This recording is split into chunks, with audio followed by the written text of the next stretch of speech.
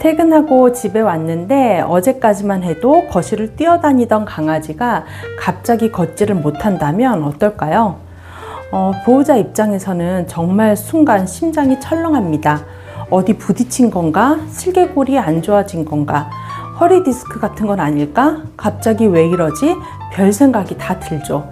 특히 평소 활발하던 아이일수록 그 변화가 더 크게 느껴집니다. 원래는 산책줄만 들어도 뛰어오던 아이였는데 갑자기 가만히 누워만 있고 불러도 천천히 오고 일어나려다가 다시 주저앉는 모습을 보면 보호자는 바로 이상함을 느끼게 됩니다. 그런데 여기서 정말 중요한 건 강아지들은 원래 아픈 걸 최대한 숨기려고 한다는 겁니다. 그래서 보호자가 보기엔 갑자기 못 걷게 된 것처럼 보이지만 사실은 그 전부터 계속 신호를 보내고 있었을 가능성이 큽니다. 예전보다 산책 나가자는 반응이 줄어든다거나 걷다가 자꾸 멈춘다거나 계단 앞에서 망설인다거나 소파를 뛰어오르지 않으려고 한다거나 혹은 안아들 때 몸을 힘을 준다거나 심지어 어떤 아이들은 계속 잠만 자려고 하거나 혼자 조용한 곳으로 가 있으려고 하기도 하죠. 그런데 많은 보호자분들이 이런 변화를 그냥 지나치는 경우가 많습니다. 나이가 들어서 그런가 보다. 오늘은 좀 피곤한가 보네. 원래 게으른 성격인가? 이렇게 생각하고 넘기게 되는 거죠. 물론 정말 단순 컨디션 문제일 수도 있어요. 하지만 관절이나 허리, 근육 쪽 불편감은 처음에 이제 굉장히 작은 변화로 시작되는 경우가 많습니다. 그리고 문제는 여기서부터인데요. 몸이 불편해지면 아이는 움직임을 줄이게 됩니다. 산책도 덜 하려 하고 점프도 안 하려 하고 활동량 자체가 줄어들죠. 그런데 이제 활동량이 줄어들면 근육은 더 빠르게 약해질 수 있습니다. 근육이 약해지면 관절과 허리에 가는 부담은 더 커지고 다시 움직이기 힘들어지고 결국 더 안 움직이게 되는 악순환으로 이어질 수 있어요. 특히 노령견이거나 슬개골, 허리, 고관절 쪽이 약한 아이들은 이 변화가 생각보다 빠르게 올 수 있는데요. 그래서 보호자분들이 꼭 기억하셔야 하는 게 있습니다.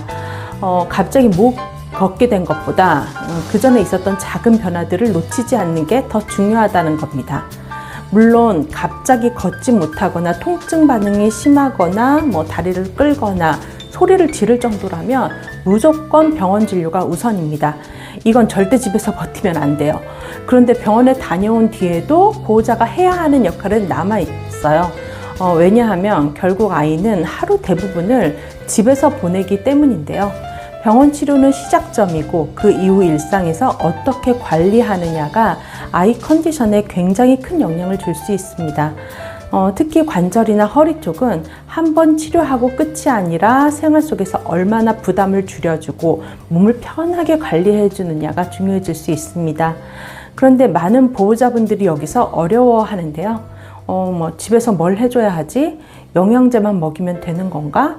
움직임을 줄여야 하는 건가? 몸을 따뜻하게 해주는 게 도움이 되는 건지, 병원 말고 집에서는 어떤 관리가 필요한 건지 헷갈리는 경우가 정말 많은데요. 그래서 요즘은 단순히 약이나 영양제뿐만 아니라 집에서도 아이 몸 상태를 꾸준히 관리하려는 보호자분들이 많아지고 있습니다.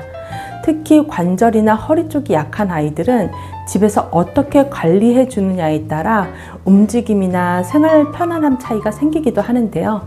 그래서 제가 아래 고정 댓글 영상에서는 강아지가 자꾸 누워만 있고 산책을 싫어하기 시작할 때 왜 집에서의 홈케어 관리가 왜 중요해지는지, 그리고 이제 보호자분들이 병원 치료 이후 집에서 어떤 방향으로 관리해주면 좋은지 이 부분에 대해 이어서 자세히 설명드렸습니다.